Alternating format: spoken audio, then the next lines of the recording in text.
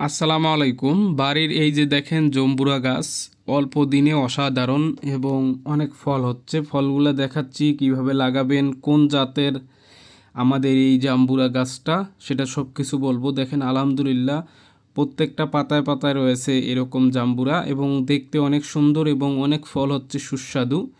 তা আপনারা কিভাবে গাছ লাগাবেন এরকম ফল ধরবে সব কিছু বলবো। বন্ধুরা, জাম্বুরা ফল অনেক পুষ্টিকর। তা আপনারা লাগাতে পারেন আপনার বাড়ির আশপাশে যে কোনো ফাঁকা জায়গায়। তা আমার এটা বাড়ির ফাঁকা জায়গায় আমি লাগাইছি সামনের দিকে। তা এই যে দেখেন অসাধারণ, মানে গাছের যে ইয়াগুলা ফলগুলা রয়েছে, তা আপনাদের অনেক ভালো লাগবে এবং আপনারা কিভাবে অল্প দিনে এরকম গাছ বানাবেন সেটাও বলবো, মানে লাগাবেন। তো এটা জাত হচ্ছে দেশি জম্বুরা, ঠিক আছে।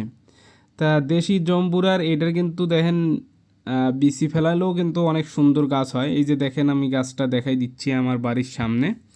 তাই এই যে অসাধারণ গাছ, এবং এটা হলো দেশি জম্বুরা এবং অনেক স্বাদ। এই যে জাম্বুরাগুলা অনেক স্বাদ হয় আলহামদুলিল্লাহ।